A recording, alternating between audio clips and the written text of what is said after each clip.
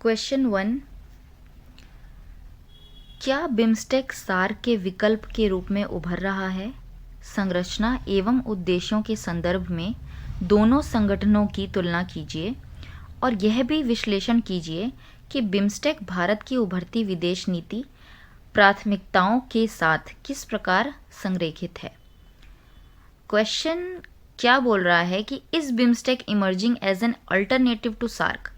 तो सबसे पहले आपसे क्या पूछा जा रहा है कि क्या ये ऑल्टरनेट है सार्क के लिए, और हमें फिर सेकंड पार्ट क्या करना है, कंपेयर करना है बोथ ऑर्गेनाइजेशंस को, ठीक है, in terms of their structure, यानी कि उनकी संरचना एवं उनके उद्देश्य। ठीक है, तो अब हम देखते हैं आगे और क्या पूछ रहा है क्वेश्चन में।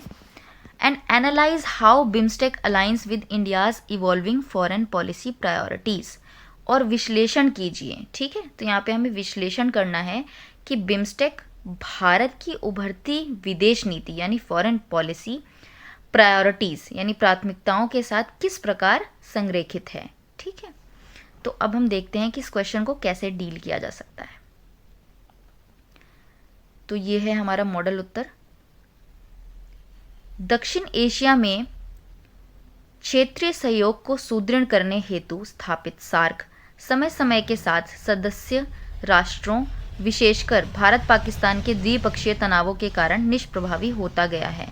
देखिए, हम लोग जान रहे हैं कि जो बायलेटरल टेंशन्स हैं इंडिया और पाकिस्तान के बीच में बहुत टाइम से, उसकी वजह से जो सार्क है वो डिसफंक्शनल काफ़ी टाइम से है, और इसी वजह से हम लोग जो है इंडिया की फॉरेन पॉलिसी इस तरीके से शिफ्ट हुई है, वो बिम्स्टेक की तरफ जो है शिफ्ट हुई है, क्योंकि वहाँ एक अच्छा स्कोप है रीजनल कोऑपरेशन के लिए, और जियोपॉलिटिकल मायने से भी देखा जाए तो एक अच्छा प्लेटफॉर्म है बिम्स्टेक। ठीक है, तो यहाँ पे हमने पहले थोड़ा सा बता दिया कि भारत पाकिस्तान के द्विपक्षीय तनावों के कारण निष्प्रभावी होता गया है जो सार्क है उसकी भूमिका।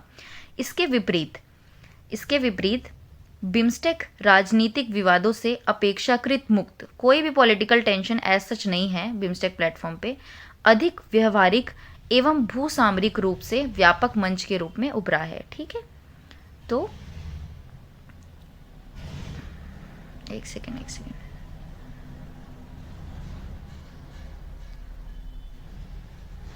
अब हम इसके मेन बॉडी में आ जाते हैं।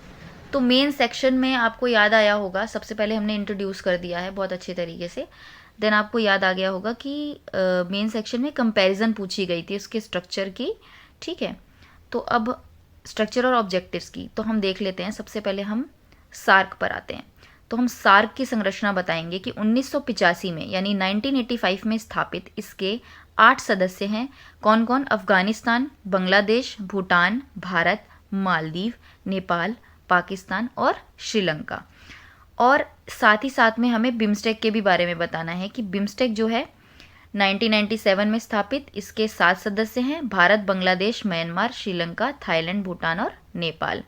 इसी तरीके से सार्क का एक बार रिवाइज कर लेते हैं। 1985 में 8 सदस्य थे, अफगानिस्तान, बांग्लादेश, भूटान, भारत, मालदीव, नेपाल, पाकिस्तान और श्रीलंका। तो यहाँ पे आप जब पढ़ोगे तो साथ साथ में इसको याद करते जाना है। ठीक है, कि सार्क के 8 हैं, बिम्स्टेक के 7 हैं, 1985, 1997, ताकि आप उसे टेबुलर फॉर्म में अच्छे से कंपेयर करके कॉपी में लिख पाओ कि हाँ इस तरीके से दोनों में ये डिफरेंस है। अब हम उसके उद्देश्य पे चलते हैं। उद्देश्य, सार्क के उद्देश्य में हमें लिखना है कि क्षेत्रीय सहयोग और सामूहिक आत्मनिर्भरता को मजबूत करने पर ध्यान केंद्रित किया गया। देखिए, सार्क का भी जो एम था वो यही था कि हमें रीजनल कोऑपरेशन को स्ट्रेंथन करना है और कलेक्टिव सेल्फ रिलायंस यानी आत्मनिर्भरता जो है रीजनल आत्मनिर्भरता की तरफ बढ़ना है। लेकिन वो अलग बात है कि वो डिसफंक्शनल है, और इंडिया की जो पॉलिसी है वो टेररिज्म के लिए नो टॉलरेंस, ज़ीरो टॉलरेंस है, और बाकी बायलेटरल टेंशन की वजह से वो नहीं काम कर रहा है। लेकिन अब बिम्स्टेक में आप क्या देखोगे कि वही मोर और लेस सेम ही उद्देश्य होते हैं, लेकिन काम करने का तरीका बदल जाता है। इसका उद्देश्य क्षेत्रीय सहयोग को बढ़ाना तथा विभिन्न क्षेत्रों में कनेक्टिविटी में सुधार करना है। ठीक है, तो ये ज़्यादा प्रोग्रेसिव प्लेटफॉर्म है, स्पेशली इंडिया अपने कंटेक्स्ट में देखे तो बिम्स्टेक और इसका हमने वो कंपेयर कर लिया। ठीक है, उद्देश्य। बिम्स्टेक और सार्क दक्षिण एशियाई क्षेत्र में समानांतर संगठन हैं, पैरेलल ऑर्गेनाइजेशंस हैं जो सहयोग को बढ़ावा देने और क्षेत्रीय मुद्दों के समाधान पर केंद्रित हैं। हमने देख लिया, बिम्स्टेक अपने सदस्य देशों के बीच बहुक्षेत्रीय तकनीकी और आर्थिक सहयोग पर जोर देता है, जबकि सार्क विभिन्न क्षेत्रों को शामिल करते हुए व्यापक क्षेत्रीय सहयोग पर ध्यान केंद्रित करता है। बिम्स्टेक जो है वो multi sectoral technical and economic cooperation को जो है इंश्योर करता है, और दूसरी जगह सार्क फोकस करता है broader regional cooperation encompassing various sectors and promoting peace, stability and development. ठीक है, तो ये हो जाता है। फिर हमें देखना है कि हमें ये बताना है, जैसा कि क्वेश्चन में भी पूछा गया है, कि बिम्स्टेक की जो इम्पोर्टेंस है, यानी बिम्स्टेक का जो महत्व है वो भारत के लिए क्या है। ठीक है, तो इसको हम अलग अलग सेक्शंस में तोड़ेंगे। सबसे पहले कि सामरिक महत्व क्या है, यानी स्ट्रेटेजिक इम्पोर्टेंस क्या है, इकोनॉमिक इंटीग्रेशन, ठीक है, और सिक्योरिटी कोऑपरेशन क्या है, एनर्जी एंड क्लाइमेट क्या है, यानी ऊर्जा और जलवायु सहयोग, सुरक्षा सहयोग, आर्थिक एकीकरण और सामरिक महत्व। तो आप जब भी आंसर्स को लिखें तो आप इस तरीके से उसको कैटेगराइज करके लिखोगे तो ऑब्वियसली आपको मार्क्स ज़्यादा फैच होंगे, आपका जो आंसर है वो ज़्यादा इंप्रेसिव लगेगा। तो सामरिक महत्व, यह दक्षिण और दक्षिण पूर्व एशिया के बीच सेतु का काम करता है। देखिए, जो बिम्स्टेक है वो हमने देखा कि थाईलैंड हो गया, ठीक है, म्यांमार हो गया, तो ये पूरा जो एरिया है यहाँ पे कनेक्टिविटी बहुत ज़्यादा बूस्ट हो रही है उसकी वजह से, तो इसीलिए ये एक सेतु का काम करता है। तथा भारत की एक्ट ईस्ट, हमें पता है एक्ट ईस्ट पॉलिसी, पहले लुक ईस्ट थी फिर एक्ट ईस्ट होती है, तो ये एक बहुत बड़ा, जब भी आप एक्ट ईस्ट की बात करोगे तो आपको बिम्स्टेक की बात करनी है। ठीक है, रीजनल जो हम सेतु की बात कर रहे हैं कि ब्रिज की बात कर रहे हैं उसकी बात करनी है। और सिमिलरली जब आप बिम्स्टेक की बात करोगे तो आप एक्ट ईस्ट पॉलिसी को मेंशन करना नहीं भूल सकते हो। और नेबरहुड फर्स्ट नीतियों को सुदृढ़ करता है। तो सामरिक महत्व ये होता है। देन आर्थिक एकीकरण पे चलते हैं। आर्थिक एकीकरण बिम्स्टेक मुक्त व्यापार समझौते की संभावनाओं के साथ क्षेत्रीय व्यापार, निवेश और मूल्य श्रृंखला विकास को सुगम बनाता है। ठीक है, तो इकोनॉमिक इंटीग्रेशन की बात करें तो यहाँ पे बिम्स्टेक क्या करेगा, बहुत ही ऑब्वियस ही चीज़ें करेगा, जैसे रीजनल ट्रेड को बढ़ाएगा, इन्वेस्टमेंट बूस्ट करेगा, और वैल्यू चेन डेवलपमेंट जो है इसको बूस्ट करेगा, और एक पोटेंशियल बन जाता है एक फ्री ट्रेड एग्रीमेंट के लिए। ठीक है, जो कि लॉन्ग रन में भी इंडिया की और रीजनल इकोनॉमी को भी बूस्ट करने में मदद करता है। ठीक है, तो हमने स्ट्रेटेजिक इंपॉर्टेंस देखा यानी सामरिक महत्व, फिर हमने आर्थिक एकीकरण देखा, इकोनॉमिक इंटीग्रेशन। तीसरा है सुरक्षा सहयोग, जो कि प्रेजेंट जियोपॉलिटिकल सिनेरियो में बहुत इंपॉर्टेंट हो जाता है आज के टाइम पे। तो सुरक्षा सहयोग, बिम्स्टेक DMX जैसे संयुक्त प्रयासों के माध्यम से आतंकवाद रोधी समुद्री सुरक्षा और आपदा प्रतिक्रिया को मजबूत करता है। BIMSTEC strengthens counter terrorism, maritime security and disaster response through joint initiative such as BIMSTEC DMEX। ठीक है, ऊर्जा और जलवायु सहयोग, तो हम एनर्जी और क्लाइमेट की बात ना करें ऐसा नहीं हो सकता है, तो ऊर्जा और जलवायु सहयोग की भी हमें मेंशन करना पड़ेगा कि बिम्स्टेक ऊर्जा केंद्र के माध्यम से क्षेत्रीय ऊर्जा ग्रिड योजना और संयुक्त जलवायु लचीलापन प्रयासों को सक्षम बनाता है। यानी कि ये रीजनल एनर्जी ग्रिड प्लानिंग को जो है बूस्ट करता है, और जॉइंट क्लाइमेट रेजिलिएंट एफर्ट्स जो ये करता है थ्रू बिम्स्टेक एनर्जी सेंटर। तो इसीलिए बिम्स्टेक का जो रोल है और जो इम्पोर्टेंस है, ठीक है, इंडिया के कंटेक्स्ट में, तो वो बहुत ज़्यादा व्यापक है, यानी बहुत ज़्यादा बड़ा है।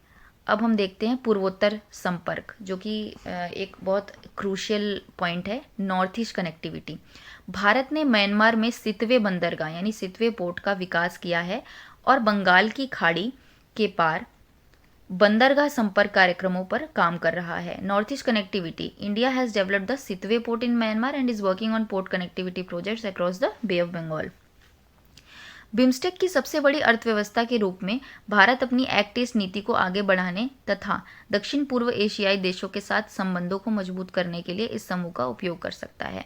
देखिए, बिम्स्टेक जो है ये इकोनॉमी को तो स्ट्रेंथन कर ही रहा है, साथ ही साथ जो एक्ट ईस्ट पॉलिसी वगैरह है इसको भी ये इस तरीके से स्ट्रेंथन कर रहा है कि जो रिलेशंस हैं इंडिया के भी साउथ ईस्ट एशिया से, वो बहुत ज़्यादा मजबूत हो जाएंगे। सिलीगुड़ी कॉरिडोर पर निर्भरता कम करने के लिए BBIN मोटर वाहन समझौते और भारत म्यांमार थाईलैंड त्रिपक्षीय राजमार्ग जैसी बिम्स्टेक नेतृत्व वाली पहलों में सक्रिय रूप से शामिल। देखिए, कुछ चीज़ें आपको याद रखनी है, जैसे कि मैं यहाँ पे कीवर्ड आपको बता देती हूँ, चाहे वो इंग्लिश मीडियम के बच्चे हों या हिंदी मीडियम के बच्चे हों। देखिए, आप सितवे पोर्ट को आप इग्नोर नहीं कर सकते हो, ठीक है। When we talk about act east policy, जब हम एक्ट ईस्ट पॉलिसी की बात करते हैं या नॉर्थ ईस्ट कनेक्टिविटी की बात करते हैं, तो हम सितवे पोर्ट को मिस नहीं कर सकते, ठीक है। हम जब बिम्स्टेक की बात करेंगे, कनेक्टिविटी की बात करेंगे, तो हम BBIN मोटर व्हीकल एग्रीमेंट को इग्नोर नहीं कर सकते, हम IMT ट्राइलेटरल हाईवे को इग्नोर नहीं कर सकते, ठीक है। तो सिलीगुड़ी कॉरिडोर पर डिपेंडेंस कम करने के लिए हम IMT ट्राइलेटरल की मदद लेना चाहते हैं। तो इस तरीके से ये आपके कुछ कीवर्ड्स हैं, ठीक है। जब आप नोट्स बनाओ, अपने शॉर्ट नोट्स बनाओ, तो आप ये कीवर्ड्स को अंडरलाइन कर दो, या ये कीवर्ड्स लिख के आप समझ जाना कि हाँ, ये चीज़ें इंपॉर्टेंट है और इसको हमें मेंशन करना है आंसर में, ठीक है। लास्ट में आता है जियोपॉलिटिकल इन्फ्लुएंस। तो ये बहुत ही कॉमन सी बात है, सामान्य सी बात है कि स्ट्रेंथन करेगा इंडियाज़ की प्रेजेंस को इंडो पैसिफिक रीजन में, और बहुत ही ज़रूरी है, ठीक है। इंडो पैसिफिक रीजन में अपना पॉलिटिकल इन्फ्लुएंस बनाना, स्ट्रेटेजिकल इन्फ्लुएंस बनाना, यानी कि सामरिक महत्व को कायम रखना, राजनीतिक प्रभाव से अपना दबदबा बनाना भारत के लिए बहुत ही ज़्यादा क्रूशियल है, ठीक है। तो अब उसके बाद हम इसका निष्कर्ष देखते हैं कि इसको कंक्लूड करते हैं क्वेश्चन को, कि कैसे कंक्लूड किया जाएगा। जहां बिम्स्टेक आर्थिक सहयोग के लिए विशेष रूप से दक्षिण पूर्व एशिया के साथ एक अधिक व्यवहार्य मंच प्रदान करता है, वहीं सार्क दक्षिण एशियाई क्षेत्रीय सहयोग के लिए भी महत्वपूर्ण बना हुआ है। हालांकि इसके सामने चुनौतियां भी हैं। बिम्स्टेक सार्क के प्रयासों का पूरक है और भारत को आर्थिक एकीकरण और क्षेत्रीय स्थिरता के अपने विदेश नीति उद्देश्यों को आगे बढ़ाने का अवसर प्रदान करता है, ठीक है। तो आपको जो कंक्लूजन है वो देखिए, हमने कितना बैलेंस्ड कंक्लूजन लिखा है, बहुत ही ज़्यादा बैलेंस्ड होना चाहिए वो। ऐसा नहीं लगना चाहिए कि आप बहुत ज़्यादा नेगेटिवली उस चीज़ को लेके जा रहे हो या बहुत ही ज़्यादा पॉजिटिव हो गए हो। थोड़ा सा एक बीच का अप्रोच आपको चाहिए, ठीक है। जैसे कि इंग्लिश में देख लेते हैं कंक्लूजन क्या है। While BIMSTEC offers a more viable platform for economic cooperation particularly with south east Asia, SAARC भी इंपॉर्टेंट है, ठीक है। हम नेगेट नहीं कर रहे इस बात को कि सार्क यूजलेस हो चुका है, उसका कोई काम ही नहीं है। हमने यहाँ मेंशन किया सार्क भी इंपॉर्टेंट है for south Asian regional cooperation despite facing its own challenges. भले ही वो अपने चैलेंज फेस कर रहा है, बट फिर भी तो बिम्स्टेक जो है कॉम्प्लीमेंट करता है सार्क के एफर्ट्स को। कितने अच्छे से हम इसको कंक्लूड करेंगे कि बिम्स्टेक कॉम्प्लीमेंट करता है, ठीक है। बिम्स्टेक सार्क के प्रयासों का पूरक है, ये बहुत ही इंपॉर्टेंट है, ठीक है। With an opportunity to further its foreign policy objectives of economic integration and regional stability, और भारत को आर्थिक एकीकरण और क्षेत्रीय स्थिरता के अपने विदेश नीति उद्देश्यों को आगे बढ़ाने का अवसर प्रदान करता है, ठीक है। तो यहाँ से हमारा कंक्लूजन वाला पार्ट खत्म, ठीक है। हम एक बार इसको रिवाइज कर लेते हैं हमने क्या पढ़ा, ताकि आप लोग आंसर्स ठीक से लिखो, ठीक है। तो क्वेश्चन था कि बिम्स्टेक और सार्क को हमें कंपेयर करना था, ठीक है, और उनके स्ट्रक्चर्स को, उनके ऑब्जेक्टिव्स को, यानी उनकी संरचना को, उनके उद्देश्यों को कंपेयर करना था, ठीक है। और हमें बताना था कि कैसे संरेखित है वो इंडिया की जो बदलती और उभरती विदेश नीति है उसके साथ। उसके बाद हमने सबसे पहले इंट्रोडक्शन अपना इस तरीके से लिखा कि हमने सार्क के बारे में और बिम्स्टेक के बारे में थोड़ा थोड़ा ओवरव्यू दिया। उसके बाद हम मेन सेक्शन पे आ गए, जहाँ पे हमने सार्क मेन बॉडी पे, जहाँ पे सार्क और बिम्स्टेक दोनों को कंपेयर किया, इनके स्ट्रक्चर को, ठीक है। 8 मेंबर, 7 मेंबर, 1997 और 1985।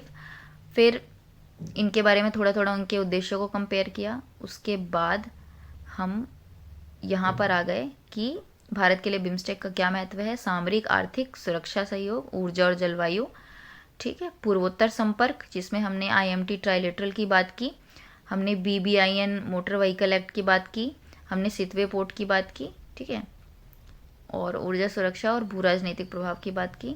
निष्कर्ष में हमने देखा कि हमने बहुत ही बैलेंस कंक्लूजन लिखा, कि बिम्स्टेक और जो है वो सार्क को कॉम्प्लीमेंट करता है, यानी कि बिम्स्टेक सार्क का पूरक है, और दोनों ही रीजनल स्टेबिलिटी बनाने के लिए और रीजनल कोऑपरेशन को स्ट्रेंथन करने के लिए बहुत ही इम्पॉर्टेंट है।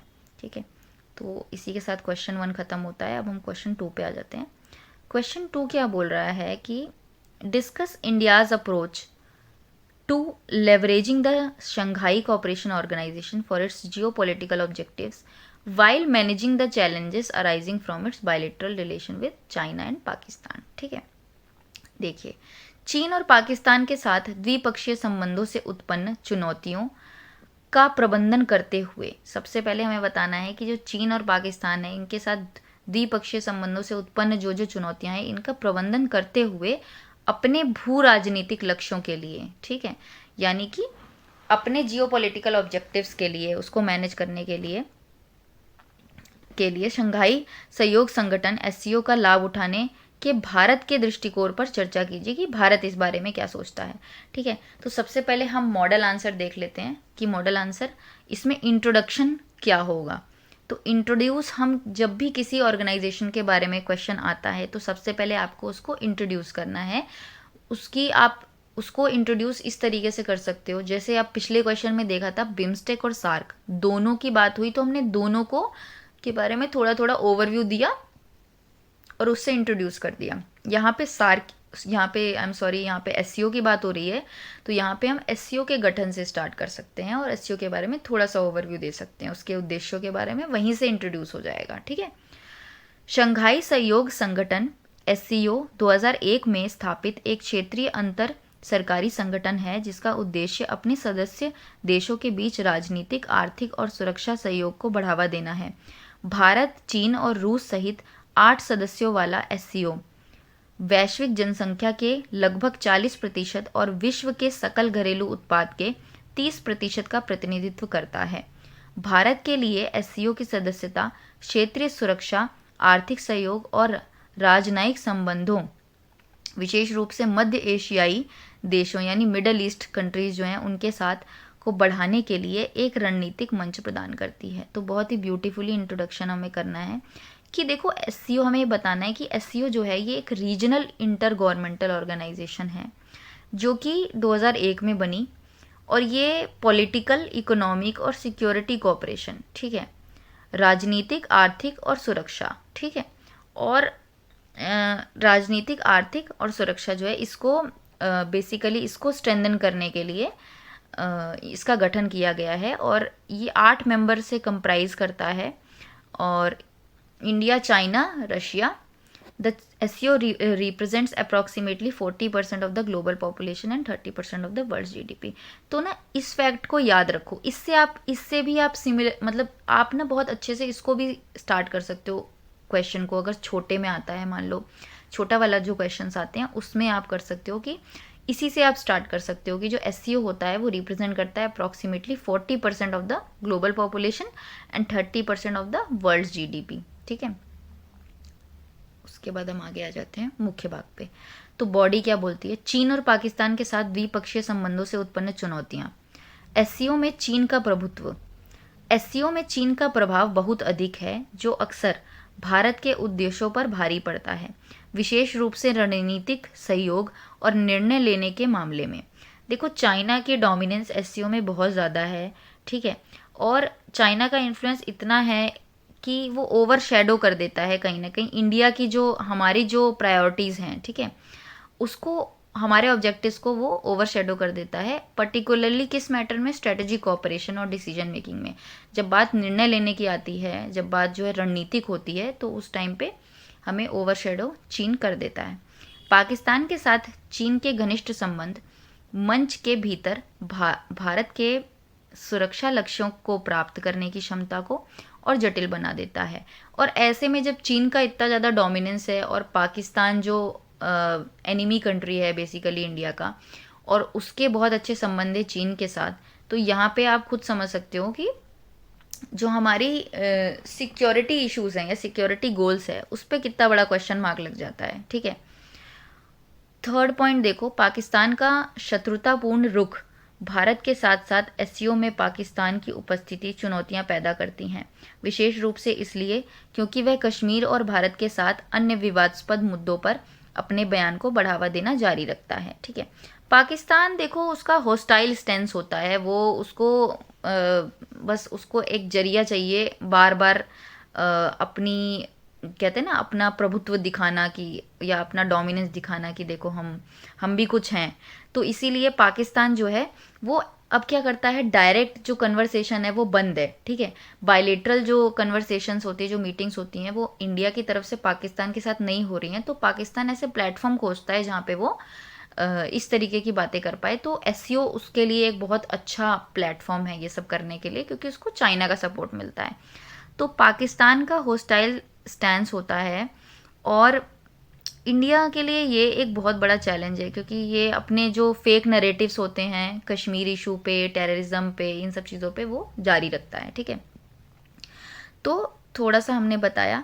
फिर ड्यू टू एससीओज consensus based decision making structure, जो एससीओ का डिसीजन मेकिंग स्ट्रक्चर होता है वो कंसेंसस बेस्ड होता है, यानी कि सर्वसम्मति आधारित निर्णय लेने की संरचना होती है। तो एससीओ की सर्वसम्मति आधारित निर्णय लेने की संरचना के कारण भारत के लिए अपने हितों को आगे बढ़ाना कठिन हो जाता है, क्योंकि पाकिस्तान की आपत्तियां चर्चा को पटरी से उतार सकती हैं। देखिए, सर्वसम्मति में सबकी सहमति ज़रूरी होती है, और ऐसे में पाकिस्तान बहुत ही जायज़ सी बात है कि उसका हस्तक्षेप जो है वो कभी भी इंडिया के फेवर में नहीं हो सकता है। ठीक है, तो इसीलिए चर्चा को पटरी से उतार सकती हैं। तो इस तरीके से हम लिख सकते हैं कि Pakistan objection can Daryl the discussions, productive discussions.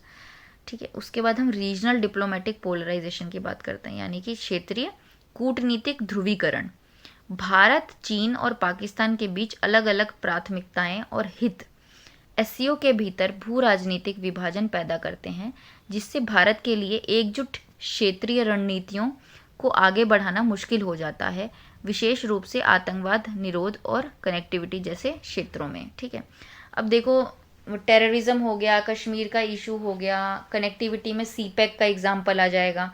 ठीक है, तो यहाँ पे ये सब में प्रॉब्लम क्रिएट हो जाती है। ठीक है, the differing priorities and interest among India, China, Pakistan create geopolitical divisions within the SCO, making it challenging for India to pursue unified regional strategies. देखिए, अब ऑब्वियसली कि अब वो यूनिफाइड स्ट्रेटजीज नहीं रह पाएंगी, या वो जो एम्बिशन, जो गोल इंडिया का है, एक रीजनल बैलेंस और रीजनल कोऑपरेशन, रीजनल डेवलपमेंट को लेकर, वो नहीं हो पाएगा एससीओ प्लेटफॉर्म पे उस हिसाब से, क्योंकि तीनों की जो प्रायोरिटीज़ हैं वो अलग अलग हैं, particularly in the areas of counter terrorism and connectivity.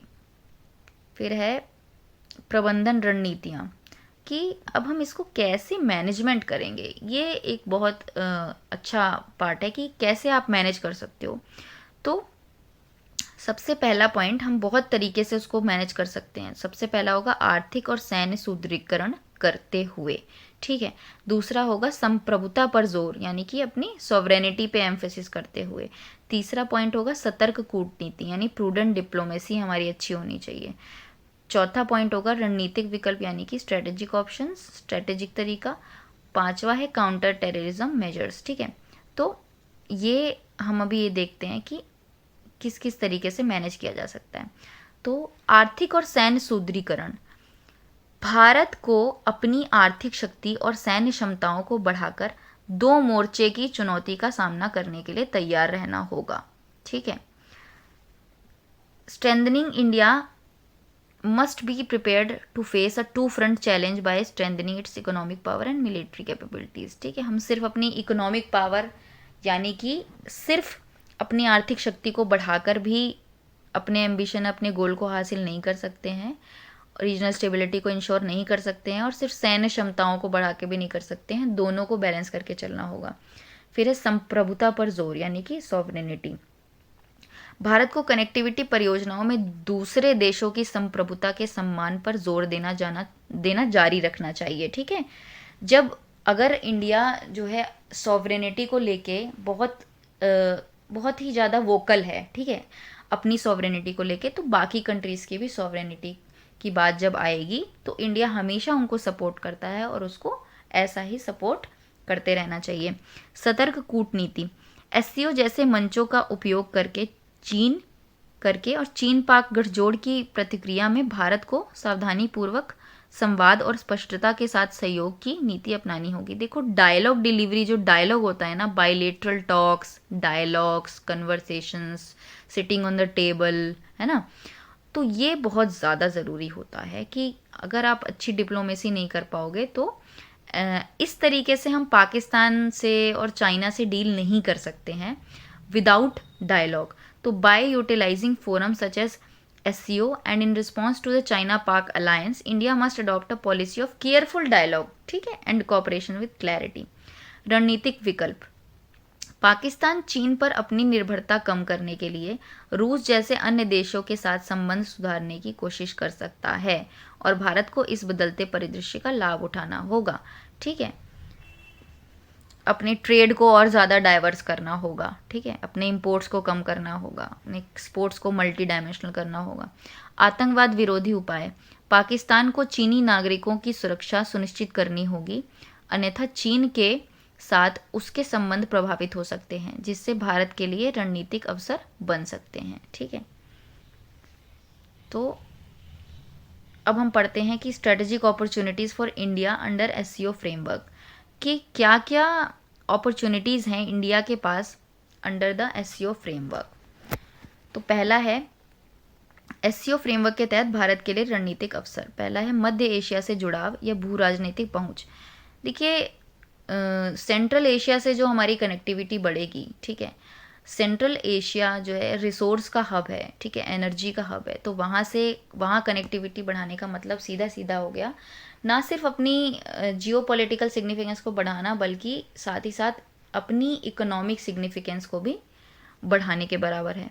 तो SCO मंच का इस्तेमाल मध्य एशियाई गणराज्यों के साथ संबंध को बेहतर बनाने के लिए किया जा सकता है। The SCO platform can be use to improve relations with the central Asian republics.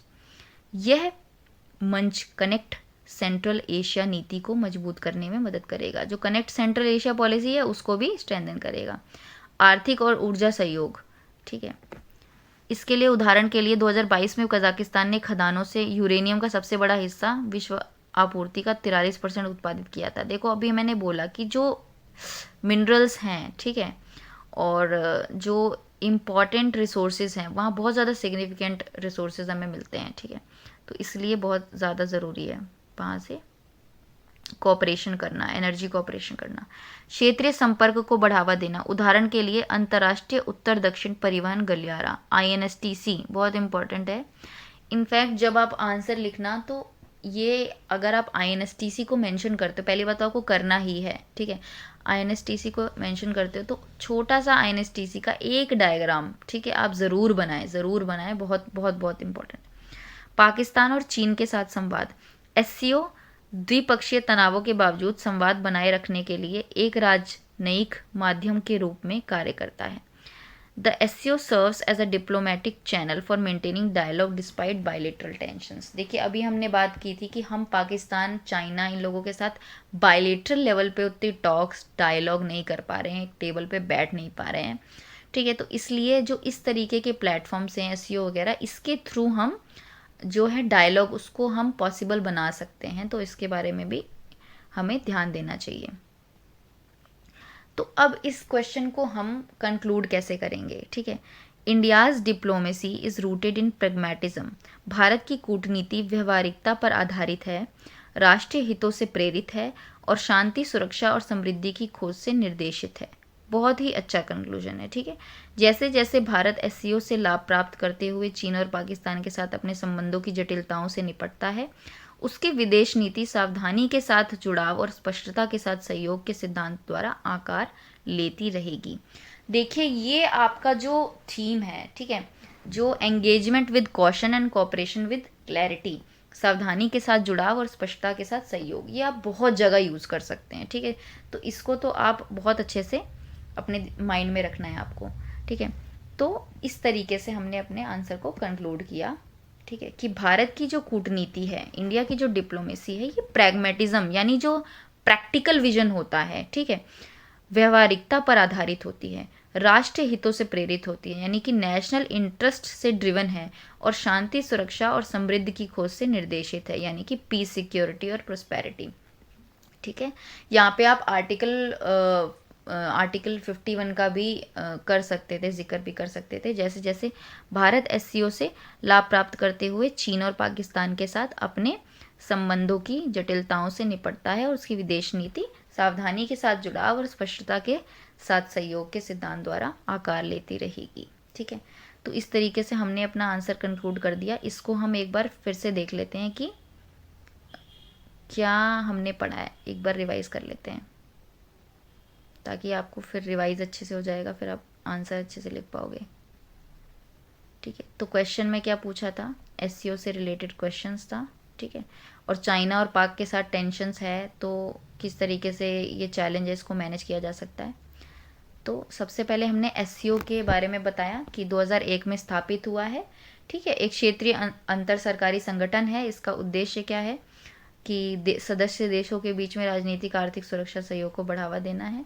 ठीक है, और एक उसमें आपको डाटा डाल देना है कि जनसंख्या के लगभग 40% और विश्व के जीडीपी के 30% का प्रतिनिधित्व करता है। ठीक है, इसके साथ आप सीधा मेन बॉडी पे आ जाओगे, जहाँ पे आप चैलेंजेस बताओगे कि चीन और पाक के साथ द्विपक्षीय संबंधों में उत्पन्न चुनौतियाँ, क्या क्या चुनौतियाँ हैं, तो उसके बारे में आप धीरे धीरे लिख दोगे।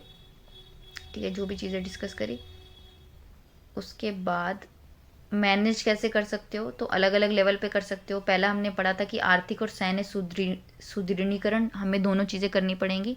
संप्रभुता पे जोर देना होगा, जैसे हम अपने संप्रभुता का ख्याल रखते हैं, दूसरे देशों की संप्रभुता का भी ख्याल रखना होगा। सतर्क कूटनीति, ठीक है, रणनीतिक विकल्प हमें देखने होंगे, आतंकवाद विरोधी उपाय देखने होंगे। ठीक है, उसके बाद हमने क्या क्या अपॉर्चुनिटीज़ हैं इंडिया के पास अंडर द एससीओ फ्रेमवर्क, हमने उसके बारे में बात किया। ठीक है, सेंट्रल एशियन रीजन के बारे में बात किया, कनेक्टिविटी, आईएनएसटीसी कॉरिडोर, और पाकिस्तान और चाइना के साथ डायलॉग करना, टेबल पे बैठना बहुत इंपॉर्टेंट है। उसके बाद कंक्लूजन हमने देखा। कंक्लूजन में हमने देखा कि धीरे धीरे उसको एक थीम के साथ हमने एंड कर दिया। ठीक है, जो कि है सावधानी के साथ जुड़ाव और स्पष्टता के साथ सहयोग। ठीक है, तो ये हमारा क्वेश्चन 2 डिस्कस्ड हो चुका है पूरी तरीके से। अब हमारा थर्ड क्वेश्चन आएगा कि India's assistance in the Bangladesh liberation war significantly improve the relation between India and Bangladesh, but several challenges still remain in the India Bangladesh relation discuss. तो हमें इसमें चैलेंजेस बताने हैं इंडिया और बांग्लादेश के बीच में।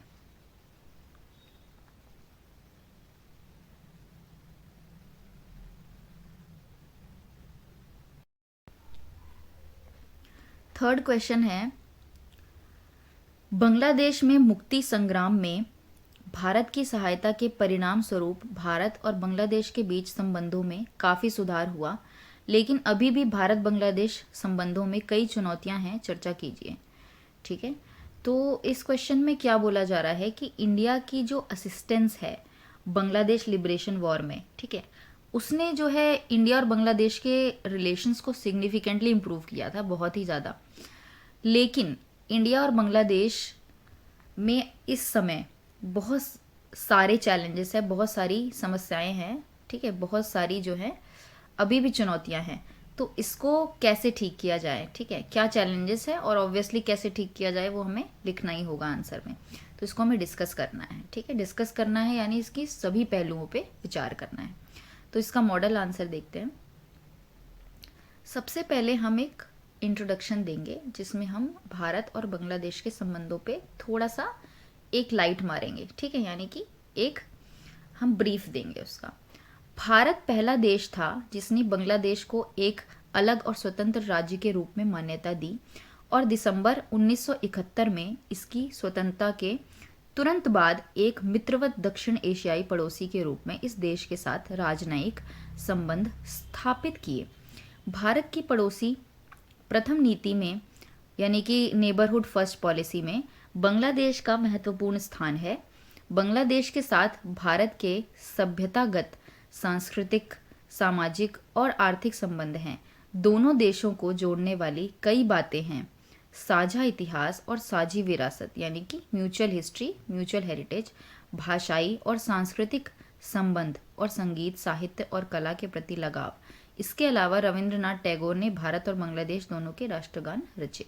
ठीक है, तो देखो इंडिया जो है पहली कंट्री थी, यही उसके रिलेशंस की ब्यूटी को दिखाता है इंडिया बांग्लादेश के, कि इंडिया पहली कंट्री थी जिसने रिकॉग्नाइज दिया, बांग्लादेश को पहचान दी, ठीक है, as a separate and independent state and established diplomatic relations with it as a friendly south Asian neighbour immediately after the independence. ठीक है, तो और बांग्लादेश जो है, जो इंडिया की नेबरहुड फर्स्ट पॉलिसी है, उसके अंदर बांग्लादेश का एक बहुत ही सिग्निफिकेंट स्थान है, बहुत ही सिग्निफिकेंट प्लेस है, क्योंकि इंडिया और बांग्लादेश क्या शेयर करते हैं आपस में, सिविलाइजेशन, कल्चर, ठीक है, सोसाइटी, इकोनॉमी, ठीक है, और ये सब चीज़ें करते करते हेरिटेज, एक कॉमन हेरिटेज, कॉमन लिंग्विस्टिक और कॉमन कल्चरल टाइज हैं, ठीक है, love for music, literature and art है। तो हमने बहुत अच्छे से इसको इंट्रोड्यूस किया, इस तरीके से आपको अपने आंसर को इंट्रोड्यूस करना है। देन अब हम चैलेंजेस पे आते हैं, क्योंकि क्वेश्चन में ये पूछा गया था चैलेंजेस क्या हैं इंडिया बांग्लादेश के रिलेशंस में, यानी भारत बांग्लादेश संबंधों में चुनौतियां क्या हैं। तो सबसे पहली चुनौती, सबसे मेजर जो एक चुनौती है वो है अल्पसंख्यक संबंधी मुद्दे, यानी कि माइनॉरिटी इश्यूज। वर्तमान में बांग्लादेश में हिंदुओं एवं अन्य अल्पसंख्यकों के खिलाफ हिंसा में वृद्धि हुई है। आप सभी ने देखा भी होगा, बहुत ही ज़्यादा एक हॉट टॉपिक और बर्निंग टॉपिक है करंट अफेयर का, जिसमें हिंदू व बौद्ध मंदिरों, चर्च घरों, व्यवसायों एवं व्यक्तियों पर हमले शामिल हैं। यह हिंसा प्रधानमंत्री शेख हसीना के पदच्युत होने के बाद राजनीतिक अस्थिरता एवं सार्वजनिक अशांति की पृष्ठभूमि में हुई है। ठीक है, तो अभी करेंटली वायलेंस था against Hindus and other minorities in Bangladesh, बहुत ज़्यादा वायलेंस हुआ था, ठीक है, जिसपे हिंदू और बुद्धिस्ट टेम्पल्स, चर्चेस थे, चर्च घर थे, और जो है बिजनेसेस जो भी थे, इंडिविजुअल्स थे, उनके ऊपर अटैक हुए हैं, वायलेंस हुआ है बहुत ज़्यादा। और पॉलिटिकल इंस्टेबिलिटी जब होती है तो ये सब चीज़ें होती ही हैं, तो पॉलिटिकल इंस्टेबिलिटी की वजह से ये सब चीज़ें देखी गई, और पब्लिक अनरेस्ट हुआ, जहां उसको प्राइम मिनिस्टर शेख हसीना को बाहर का रास्ता दिखाया गया। धार्मिक असहिष्णुता पर भारत की चिंता। भारत ने बांग्लादेश में धार्मिक अल्पसंख्यकों, विशेषकर हिंदुओं की सुरक्षा को लेकर गहरी चिंता व्यक्त की है। बांग्लादेश में बड़ी हिंदू आबादी और दोनों देशों के मध्य सांस्कृतिक एवं पारिवारिक संबंध को देखते हुए हिंदुओं पर हमलों को कूटनीतिक तनाव का एक महत्वपूर्ण बिंदु माना जाता है। देखिए, इंडिया ने ना अपने बहुत ज़्यादा कंसर्न जो है वो एक्सप्रेस किए हैं रिलीजियस सेफ्टी को लेके, कि जो माइनॉरिटीज़ हैं, स्पेशली जो हिंदूज़ हैं, है ना, बांग्लादेश में, तो उनकी सेफ्टी कैसे इंश्योर की जाए।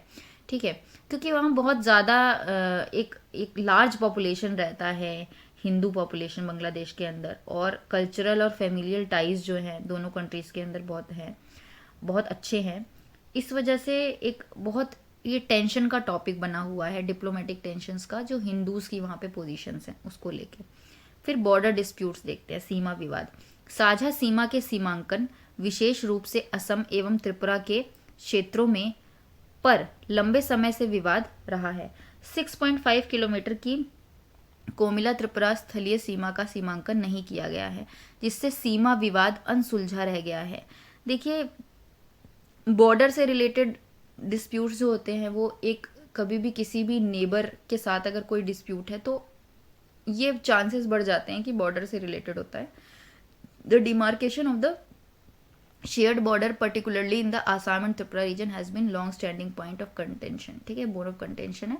6.5 kilometre stretch of Comilla Tripura land border remains undemarcated, अभी तक डिमार्केट नहीं किया गया है, लिविंग द बॉर्डर डिस्प्यूट अभी भी चल रहा है। ठीक है, फिर इलीगल माइग्रेशन। देखिए, इसमें ना बॉर्डर डिस्प्यूट हो गया जो हमने चैलेंजेस में पढ़ा, बॉर्डर डिस्प्यूट के साथ साथ माइनॉरिटी की जो वहाँ पे हालत है वो हो गई पॉलिटिकल इंस्टेबिलिटी की वजह से। तीसरा हम यहाँ क्या पढ़ रहे हैं, इलीगली माइग्रेशन यानी कि अवैध आप्रवासन। देश की अशांति के परिणाम स्वरूप बांग्लादेशी सीमा के पार से प्रवासियों के आगमन ने दोनों देशों के बीच संबंधों को अधिक तनावपूर्ण बना दिया है। बांग्लादेश की सीमा से लगे भारतीय राज्यों के निवासियों को प्रवासियों की अत्यधिक आमद के परिणाम स्वरूप पर्याप्त सामाजिक, आर्थिक, राजनीतिक चुनौतियों का सामना करना पड़ रहा है।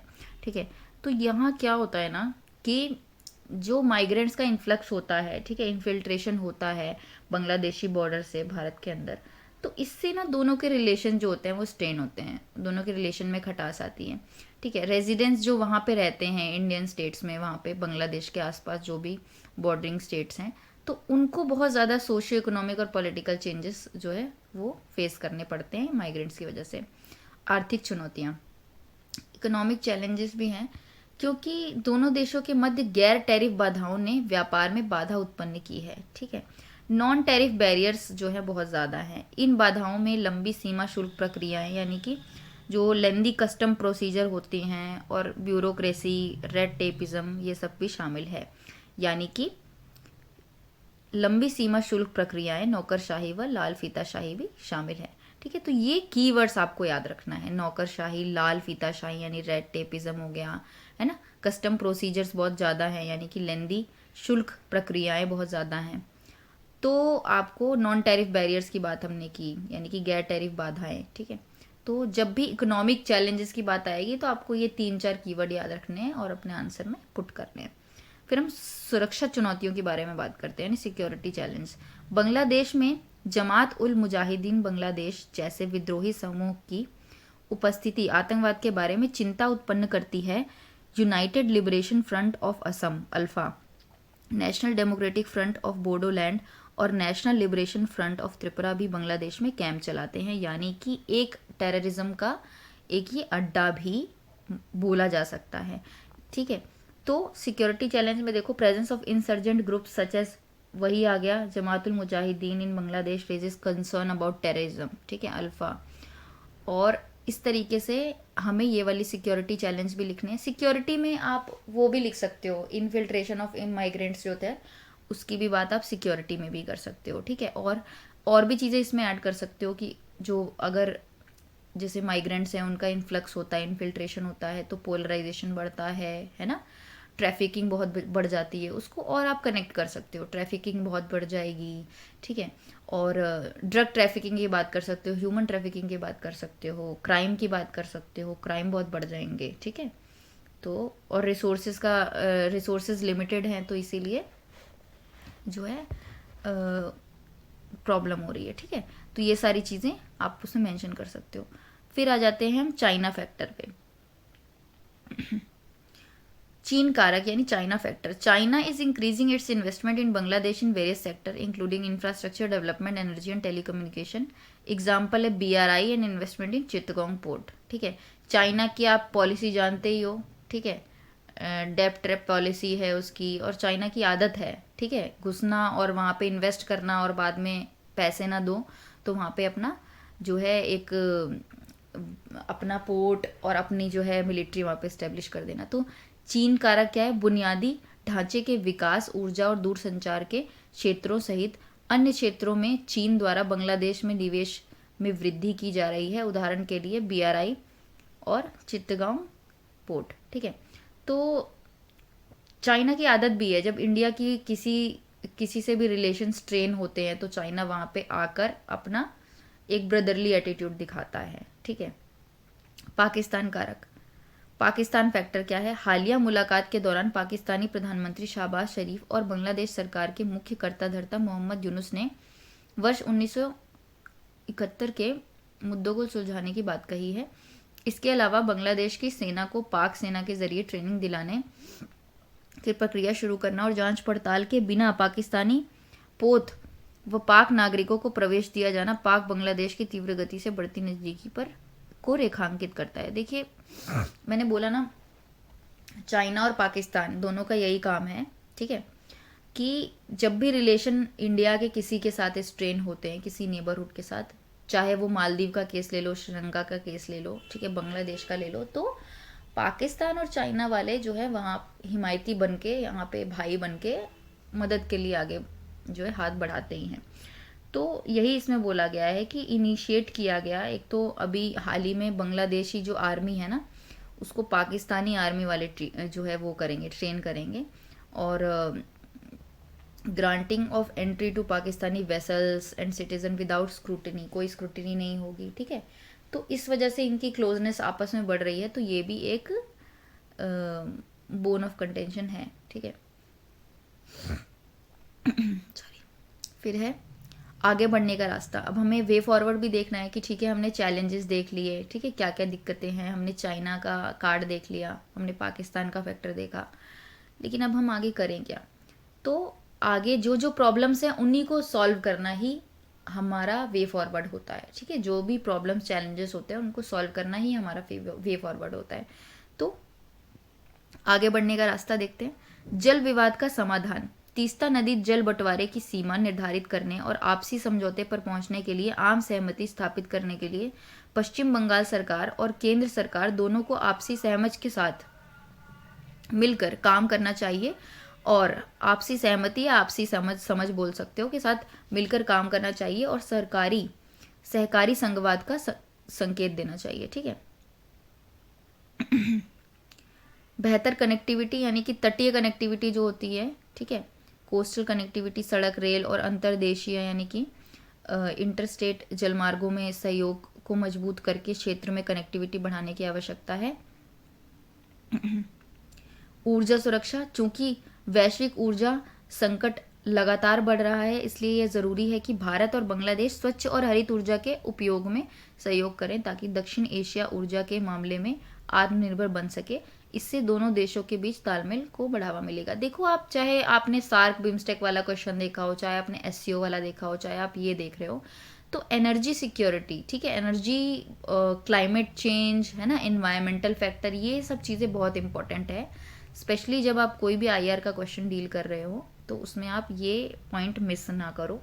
कनेक्टिविटी में यहाँ पे हमने बात की कनेक्टिविटी से रिलेटेड, उसके बाद हमने पानी से रिलेटेड जो बोला, वाटर डिस्प्यूट, तो जल विवाद का समाधान, इसमें हमने तीस्ता रिवर वाटर डिस्प्यूट के बारे में बात करी, ठीक है। फिर हम सेपा की बात करेंगे, ठीक है, सेपा की बात करेंगे, बहुत ही इंपॉर्टेंट है, ठीक है, इकोनॉमी को बूस्ट करने के लिए। तो सेपा की ओर ध्यान केंद्रित करना। बांग्लादेश 2026 तक कम विकसित देश यानी एलडीसी, ठीक है, लीस्ट डेवलप्ड नेशंस से विकासशील देश बन जाएगा, और अब वह अंतर्राष्ट्रीय और क्षेत्रीय व्यापार समझौते के तहत एलडीसी को दिए जाने वाले व्यापार और अन्य लाभों का हकदार नहीं रहेगा।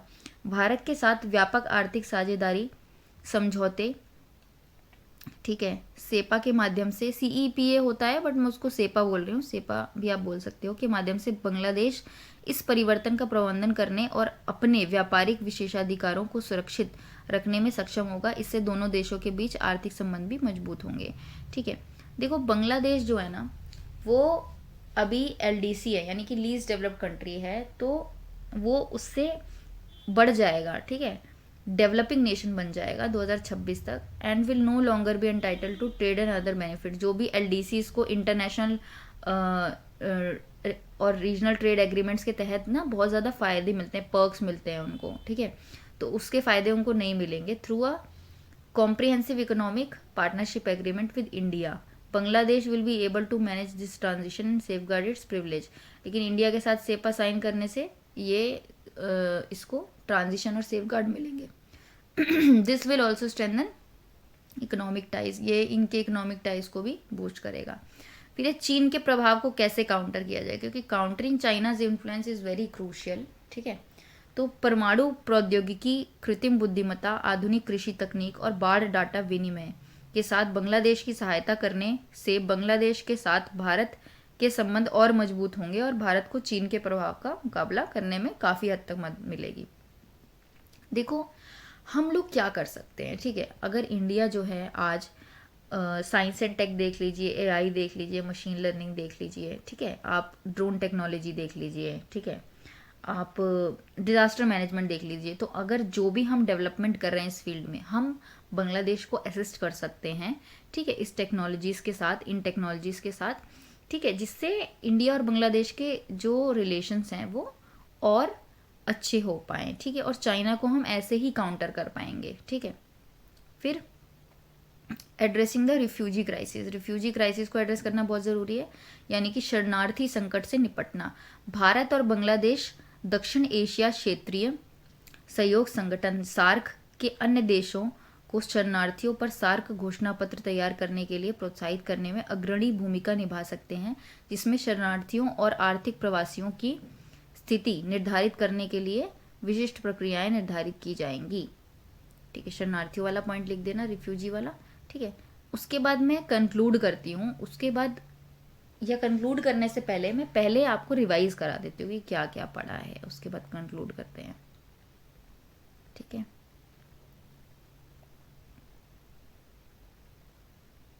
देखिए ये हमारा क्वेश्चन था कि इंडिया ने जो है बांग्लादेश लिबरेशन वॉर में कितनी हेल्प की। ठीक है, बांग्लादेश की, उससे हमारे रिलेशन बहुत अच्छे हुए, लेकिन हाल ही में बहुत ज़्यादा चैलेंजेस हैं बांग्लादेश और इंडिया के रिलेशन में, इसको हमें डिस्कस करना था।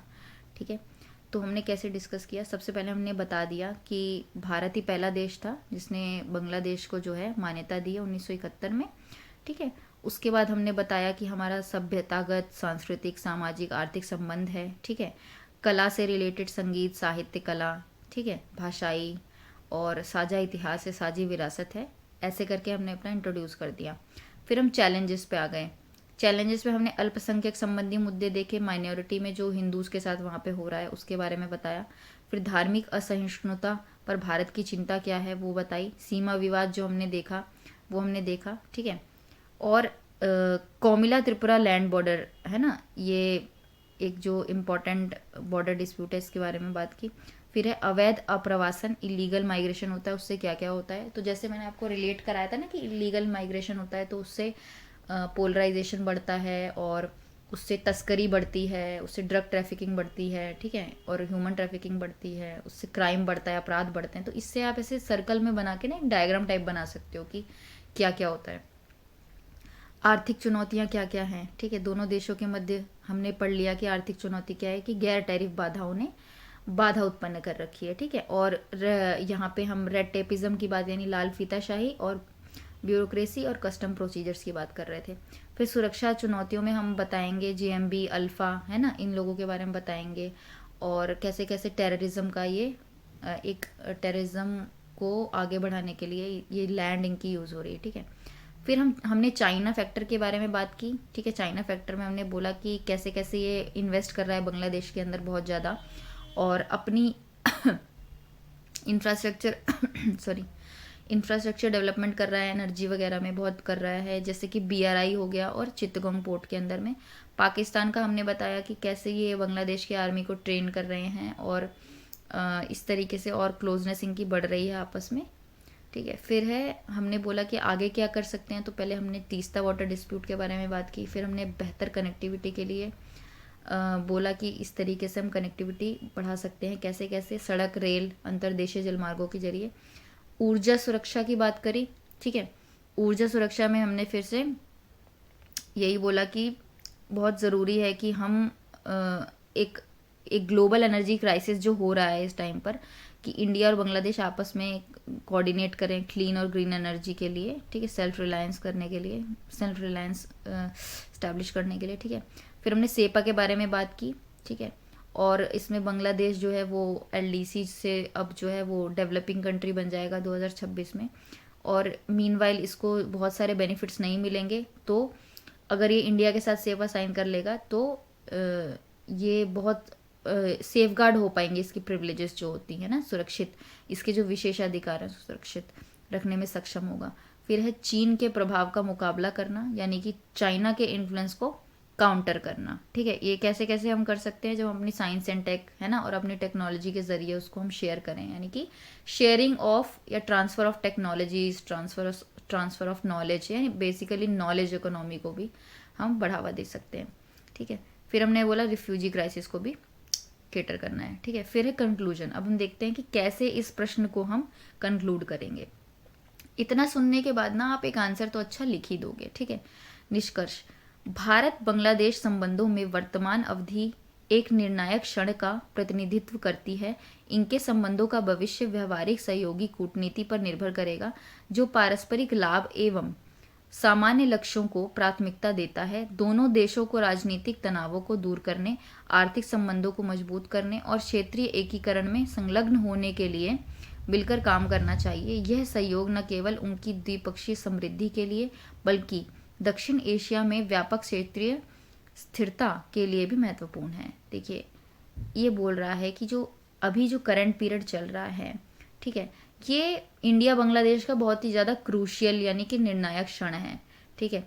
फ्यूचर जो ये है ना रिलेशनशिप का, वो बहुत ही ज़्यादा प्रैग्मेटिक अप्रोच पे बेस होगा, कोऑपरेटिव डिप्लोमेसी, है ना, जहाँ पे म्यूचुअल बेनिफिट्स देखा जाएगा, दोनों देशों के बेनिफिट देखे जाएंगे, कॉमन गोल्स यानी कि जो सामान्य लक्ष्य हैं हमारे उसको देखा जाएगा, और बोथ कंट्री यानी कि दोनों कंट्रीज जो हैं ये साथ में काम करेंगी तो ये ओवरकम कर सकती हैं, है ना, जो पॉलिटिकल टेंशन्स हैं, जो यानी कि जो राजनीतिक तनाव हैं, जो आर्थिक संबंधों में जो है कमी है, वो सबको केटर किया जा सकता है। तो इसीलिए एक रीजनल स्टेबिलिटी के लिए साउथ एशिया में बहुत इम्पॉर्टेंट है कि इंडिया और बांग्लादेश के जो रिलेशंस है वो भी प्रॉस्पर करें, ठीक है। तो यहाँ हमने देख लिया क्वेश्चन थर्ड, ठीक है। अब हम क्वेश्चन फोर्थ पे आते हैं। क्वेश्चन फोर्थ क्या है, what are the major challenges in India Bhutan relations and discuss the strategies propose to address these challenges, ठीक है। भारत भूटान संबंधों में कौन सी प्रमुख चुनौतियां व्याप्त हैं और इन चुनौतियों से निपटने के लिए प्रस्तावित रणनीतियों की विवेचना कीजिए, ठीक है। तो मॉडल आंसर देख लेते हैं। बहुत ही सिंपल सा क्वेश्चन है, ठीक है। इंडिया भूटान रिलेशन के बारे में पूछा, क्या चैलेंजेस है, कैसे निपट सकते हैं। भारत और भूटान के बीच लंबे समय से मित्रता और राजनयिक संबंध का एक विशेष बंधन रहा है, जो दोनों देशों के बीच विश्वास, आपसी सम्मान और साझा सांस्कृतिक विरासत की विशेषता को प्रदर्शित करता है। इस अनूठे रिश्ते ने कई वैश्विक परिवर्तनों का सामना किया है और वर्षों से यह लचीला बना हुआ है। हालांकि किसी भी द्विपक्षीय रिश्ते की तरह इसमें भी चुनौतियां हैं। बहुत ही ब्यूटीफुली आपने इसका इंट्रो देखा कि इंडिया और भूटान, ठीक है, ये दोनों एक लॉन्ग एक long share of special bond of friendship और डिप्लोमेटिक रिलेशन ये लोग शेयर करते हैं, characterised by trust, mutual respect and shared cultural heritage, ठीक है। तो जैसे इस तरह के वर्ड होते हैं ना, जैसे म्यूचुअल ट्रस्ट, म्यूचुअल रिस्पेक्ट, है ना, तो इसको आप ऐसे ट्राइंगल बना के या फिर स्क्वायर बना के ना ऐसे आप शो कर सकते हो, इंट्रो में नहीं लेकिन आप बॉडी में कहीं आपको साइड में अगर जगह मिलती है तो आप दिखाओ इसको, ठीक है। और ये जो रिलेशनशिप है वो बहुत सारे ग्लोबल चेंजेस हैं, है ना, उस वजह से वेदर्ड हुई हैं, थोड़ी बहुत ख़राब हुई हैं और अभी भी लेकिन रेजिलियंट हैं बहुत सालों से। लेकिन इसको ऐसा नहीं है कि चैलेंजेस नहीं है, तो इसको ठीक भी करने की ज़रूरत है। तो इस तरीके से हमने स्टार्ट किया अपना आंसर। फिर हम देखते हैं बॉडी में एज़ यूजुअल हम क्या देखेंगे सबसे पहले कि क्या चैलेंजेस है, क्योंकि चैलेंजेस ही मेनली पूछा है, ठीक है, इंडिया भूटान रिलेशंस, ठीक है। तो हाल ही के दिनों में भारत और भूटान के बीच संबंधों में चुनौतियां, ठीक है। हाल ही के दिनों में भारत द्वारा अपनी बिजली क्रय नीति में अचानक बदलाव, कठोर दरों और भूटान को राष्ट्रीय विद्युत ग्रिड में शामिल होने और बांग्लादेश जैसे तीसरे देशों के साथ व्यापार करने की अनुमति न देने के कारण संबंधों में तनाव आया है। निर्यातक बिजली उत्पादन कंपनी में बहुलांश स्वामित्व किसी भारतीय संस्था के पास होना आवश्यक करने वाला एक प्रावधान ने तनाव पैदा किया। हालांकि अब इन पर ध्यान दिया जा रहा है, ठीक है। ये क्या बोल रहे हैं कि देखो अभी रीसेंट टाइम में क्या हुआ कि दोनों के इंडिया और भूटान के रिलेशन थोड़े से स्ट्रेंड हुए हैं, क्योंकि इंडिया ने कुछ चेंजेस किए अपने पावर परचेज पॉलिसी के अंदर, ठीक है, यानी कि बिजली क्रय नीति के अंदर स्ट्रिंजेंट रेट्स लगाए और भूटान को मना कर दिया, है ना, to connect to national power grid और ट्रेड, ठीक है, with third countries like Bangladesh. A provision requiring majority ownership of the exporting power generation company to be held by Indian entity also created tensions, ठीक है। However these issues are now being addressed. तो इस तरीके की 2-3 चीज़ें हुई जिस वजह से थोड़ी सी स्ट्रेन हुई रिलेशन। अब व्यापार, परिवहन और पर्यटन के कारण पर्यावरणीय जोखिम के संबंध में भूटान में चिंताएं हैं, ठीक है। तो भूटान जो है ना, ये कंसर्न्स जो होती हैं व्यापार, परिवहन और पर्यटन के कारण पर्यावरणीय जोखिम के संबंध में, environmental risk associated with trade, transportation and tourism, तो भूटान जो है बहुत चिंतित है, ठीक है, अपनी टूरिज्म को लेके, ट्रांसपोर्टेशन को लेके, ट्रेड को लेके, ठीक है, और उससे रिलेटेड जो पर्यावरणीय जोखिम है, ठीक है, तो इसके लिए वो चिंतित हैं, ठीक है। इसको आप ना भी लिखो तो चलेगा, लेकिन आप स्टार्टिंग में जो आपने इंट्रोड्यूस किया है वो ज़्यादा इम्पोर्टेंट है, ठीक है। फिर आ जाते हैं हम बांग्लादेश, भूटान, भारत, नेपाल समूह में मोटर वाहन समझौते के लिए भारत की योजना अटकी हुई है। ठीक है, जो जो BBIN हमने अभी ऊपर भी पढ़ा था बांग्लादेश के रिलेशन के साथ, तो इंडिया का जो प्लान है ना मोटर व्हीकल एग्रीमेंट का, ये अभी भी स्टॉल्ड है, ये पूरी तरीके ये अभी मतलब ऑपरेशनल नहीं है। भारतीय पर्यटकों पर प्रवेश शुल्क लगाने के भूटानी प्रस्ताव से भारत के साथ मतभेद पैदा हो सकते हैं।